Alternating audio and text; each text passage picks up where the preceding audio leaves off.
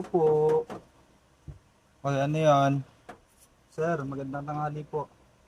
Oh, Ito po yung yung pinadeliver nyo kanina, yung kulang po ng gravy. yung tinawag ko sa ano nyo. Opo, sir. Eh, ba't hindi yung rider nag-ano sa inyo? Hindi, pinasabay Nag-deliver? po kasi sa akin, magbe-break time din ako eh. Dito lang yung namin, kakainin. Ba't parang ano to? Unlabnaw? Hindi po sir, ganyan po talaga yun. Depende po yan sa mga luluto ng Dapat gravy. kasi pag ano, kinokompleto nyo na eh. Laging may miss out sa inyo eh. Hindi ko rin po alam, masyado po kasi marami ring order doon sa amin. Pinasabay lang naman yan sa akin sir. Tapos, ano pa? Hindi pa puno. Ano ba yan? Dapat sinasakto nyo na lang sa lagayan eh. Hindi, Hindi yung ganyang karami eh. ayun po Ay, kasi ganyan yung sa amin kakonti, tas sir. ang laki-laki ng lagayan. Ayun po kasi yung sa amin bilin pagka nag-orient kami.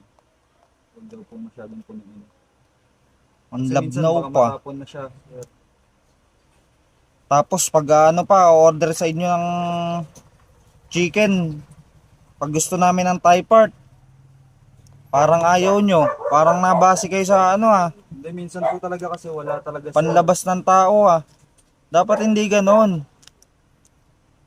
Kanina in order ko, Thai part, binigay nyo yung panay ribs. Hindi ko rin po kasi alam sir. Kasi kami, nagtatrabaho lang din kami din sir. Ngayon lang din yung sa amin, utos ng manager. Oh, tas di mo man lang nilagay sa paper bag. Hindi, malapit lang naman po kasi sir. Dito lang naman sa may bandang highway, di ba? Kaya nga dapat inaano nyo. Pinasabay lang po kasi sa akin ng manager namin.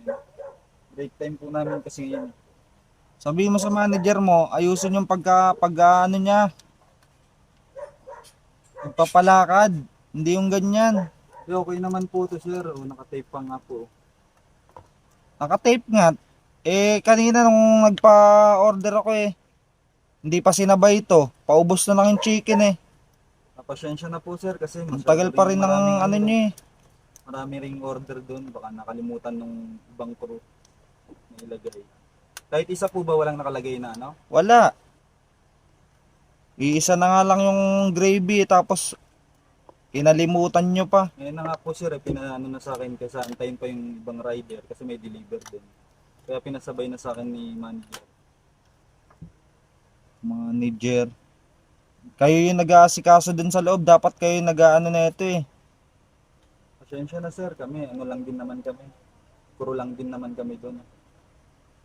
Sa susunod, pakiayos ng ano nyo. Opo sir, Para hindi kayo na ano. sabihin ko po kay manager na O sige, na sige, sige. nagagalit yung customer. O, pakiano na lang. Pasabi, nagagalit ako Opo, sige sir. Pasensya na po. Lagi na lang ganun eh. Hindi kulang, mali. May french fries ilalagay Coke lang. Baliktad eh.